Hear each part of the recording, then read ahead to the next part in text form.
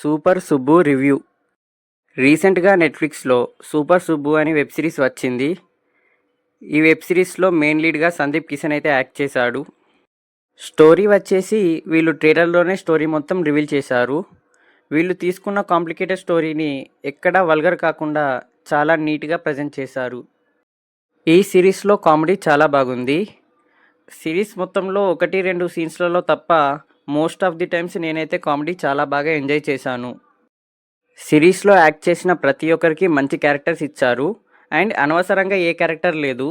ప్రతి క్యారెక్టర్ని చాలా బాగా యూటిలైజ్ చేసుకున్నారు. ఫస్ట్ ఎపిసోడ్ చాలా బాగుంది.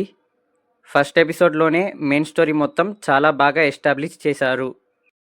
సెకండ్ ఎపిసోడ్ వచ్చేసి బోర్ కొట్టింది. అక్కడ ఏం లేకపోయినా అనవసరంగా చాలా ల్యాగ్ చేశారు సెకండ్ ఎపిసోడు.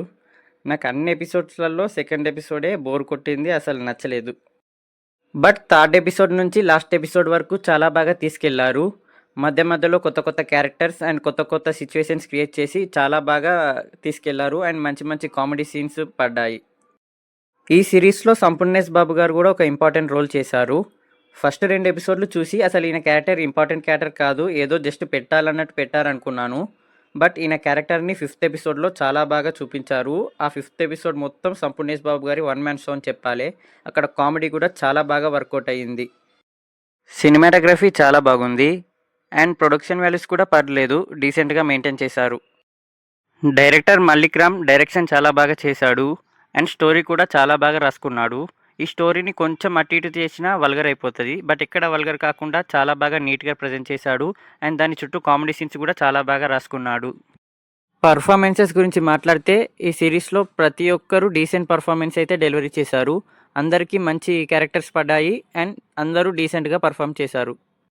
అలాగే ఎమోషనల్ సీన్స్ కూడా పర్లేదు, డీసెంట్ ఎమోషన్స్ ఉన్నాయి. అంటే బాగాలేదని చెప్పలేను, సూపర్ అని చెప్పలేను, పర్లేదు, డీసెంట్గా పుల్ ఆఫ్ చేశారు ఎమోషనల్ సీన్స్ కూడా.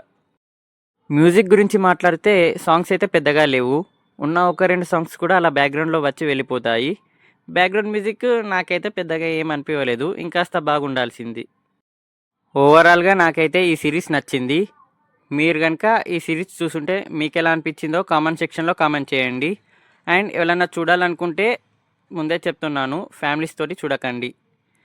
ఈ సిరీస్కి నేను ఇస్తున్న రేటింగ్ 3/5. నా రివ్యూ మీకు నచ్చినట్టయితే నా ఛానల్ని ప్లీజ్ లైక్ చేయండి, షేర్ చేయండి, సబ్స్క్రైబ్ చేయండి.